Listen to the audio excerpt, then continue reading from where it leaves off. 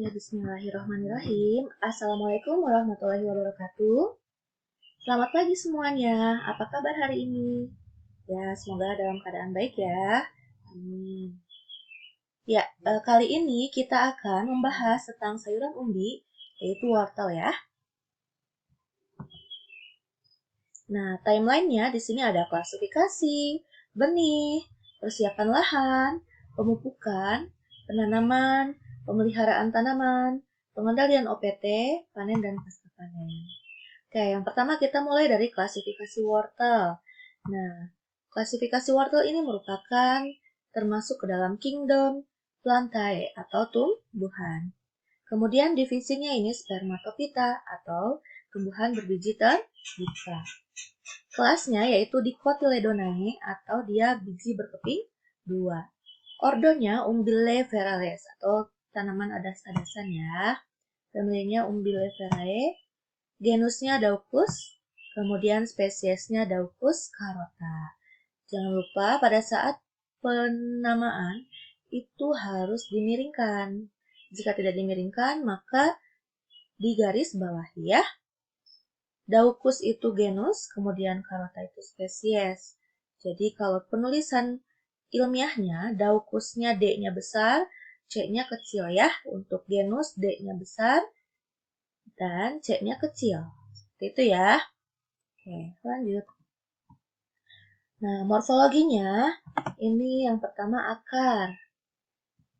Akar, ini dia termasuk akar tunggang. Nah, akarnya ini dia dapat berubah menjadi umbi. Sehingga dia disebut umbi akar ya. Nah, akar samping ini sangat sedikit dan timbul pada umbinya. Kemudian batang. Batangnya sangat pendek, tidak terlihat ya. Kemudian daunnya berbentuk rumput. Nah, jadi ini merupakan salah satu ciri dari Umbelliferae ya. Daunnya berbentuk rumput. Oke. Kemudian bunganya berbentuk payung. Nah, umbinya bulat, panjang, dan langsing, berwarna kuning kemerah-merahan. Nah, ini kenapa berwarna kuning kemerah-merahan?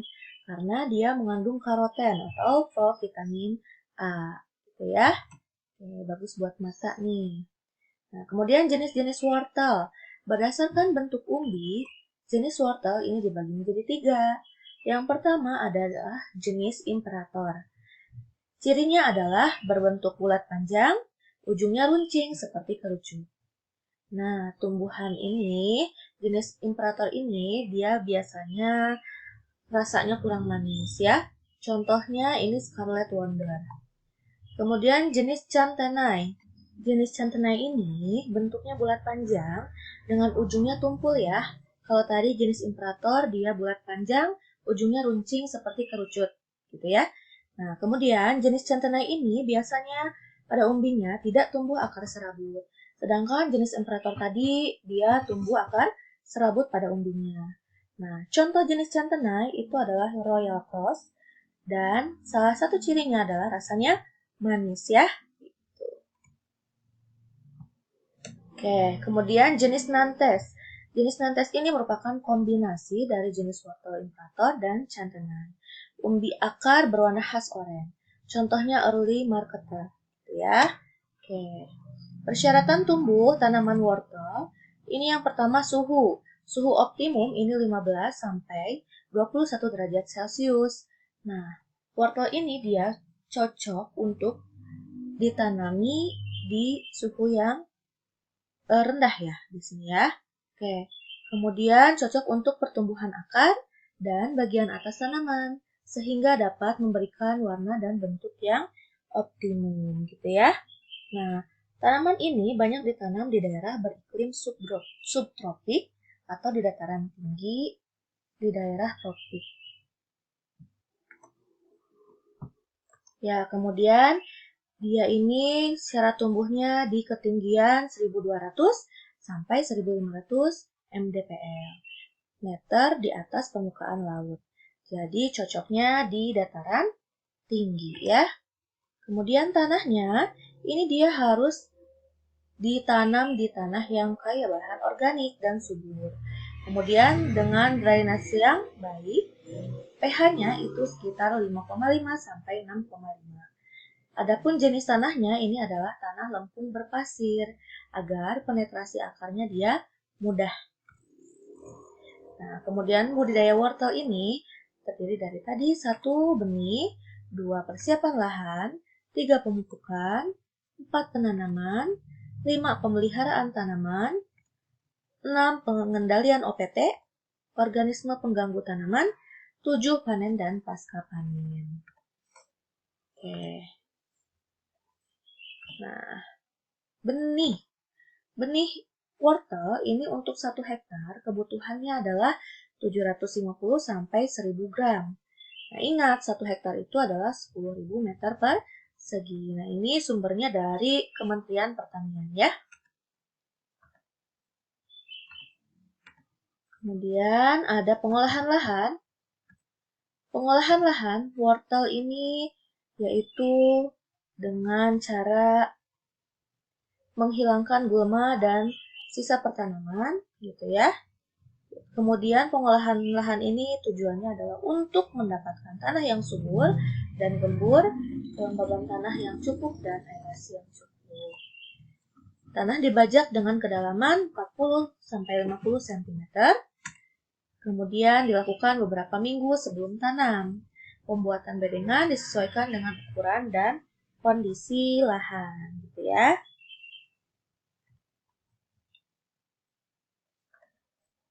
Nah, penanaman wortel, kedalaman penanaman biji ini ditanam sekitar 3 sampai 5 cm atau ditanam di permukaan tanah tanpa ditutup kembali. Jadi, nanti kalau udah ditanam tidak perlu ditutup kembali. Nah, disarankan untuk menanam tanaman barrier atau tujuannya apa? Untuk menghindari kecepatan angin. Kemudian perlakuan benih. Biji ditanam dengan cara disebar, dicampur dengan tanah lempung, nah sehingga bijinya akan lebih besar. Kemudian perlakuan benih ini bisa ditambahkan fungisida, perendaman biji dalam air hangat. Tujuannya adalah untuk mempercepat perkecam bahan ya, perendaman biji dalam air hangat ini. Kemudian kerapatan tanaman.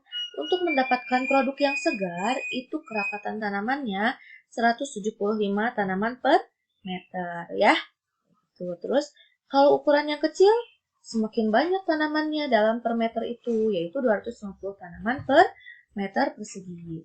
Kemudian ukuran besar justru semakin sedikit ya, jadi agak renggang gitu. Kalau untuk yang ukuran besar itu 100 tanaman per meter persegi. Nah, kemudian pemupukan. Nah, pupuk kandang itu diperlukan 1,5 kg per meter persegi ya. Jadi kalau untuk 1 hektar berarti kebutuhannya 1,5 dikali 10.000. Jadi berapa? Jadi 15.000 ya, 15.000 kg per hektar. Kemudian pupuk buatan, ini urea itu sebanyak 100 kg per hektar, KCl itu 30 kg per hektar. Nah, kemudian pemeliharaan tanaman terdiri dari pengairan, yaitu dengan memperhatikan kapasitas lapang. Nah, penyiramannya dilakukan 1-2 kali sehari, gitu ya, dan jangan menggenangi parit. Kemudian penyiangan gulma itu menggunakan tangan. Kemudian ada penjarangan. Apa itu penjarangan? Yaitu mencabut tanaman yang lemah dan meninggalkan tanaman yang sehat dan kokoh, gitu ya. Jadi dicabut yang lemahnya, kemudian yang kokoh dan sehatnya dibiarkan. Hal ini bertujuan untuk apa? Agar tanaman yang lemah tadi dia tidak mengambil unsur hara terhadap tanaman yang sehat. Kemudian pembubunan untuk menutupi umbi akar agar tidak muncul warna hijau pada umbi, gitu ya. Nah, kemudian pengendalian OPT. Pengendalian OPT-nya bisa dengan cara fumigasi, yaitu penyemprotan. Penyemprotan ini, fumigasi ini biasanya untuk OPT-nya nematoda. Itu ya, kemarin nematoda itu apa? Jenis cacing. Kemudian solarisasi, yaitu dengan cara menutup tanah dengan mulsa plastik, yaitu kurang lebih 6 minggu ya. Nah, kemudian penggunaan ekstrak marigold atau Tagetes sp. Masih ingat Tagetes? Ya, yang minggu kemarin sudah dibahas ya. Tagetes ini dia dapat mencegah pengendalian nematoda. Kemudian rotasi tanaman. Jadi kalau misalnya kita udah nanam buah-buahan, itu jangan buah-buahan lagi, tapi misalnya sayuran yang lain ya. Kayak gitu ya, rotasi tanaman. Nah, penyakitnya ini nanti coba kalian cari ciri-ciri dari penyakit-penyakit ini ya. Yang pertama ada Cercospora carotae, kemudian ada Alternaria dauci, yaitu cacar daun. Nah, gambarnya seperti ini ya. Kemudian ada busuk hitam atau hawar daun. Nah, pengendaliannya dengan cara apa? Menanam biji yang sehat, pergiliran tanaman, sanitasi kebun, dan mencabut tanaman yang terserang. Gitu ya. Nanti coba kalian cari penyakit-penyakit pada wortel ya. Boleh ditulis tangan aja di buku tulis. Kemudian ada panen. Nah, wortel ini dia dapat dipanen setelah 100 hari atau sebanyak selama 3 bulan gitu ya. Tergantung varietas. Nah, cirinya apa yang bisa dipanen? Daunnya telah menguning. Nah, panen ini dilakukan dengan cara mencabut umbi beserta akarnya gitu ya. Dilakukannya pagi hari. Kenapa? Agar tidak terjadi penguapan air gitu ya. Jadi sehingga wortel ini tidak banyak menguap gitu ya kadar airnya. Kemudian produksinya ini sekitar 20 sampai 30 ton per hektar.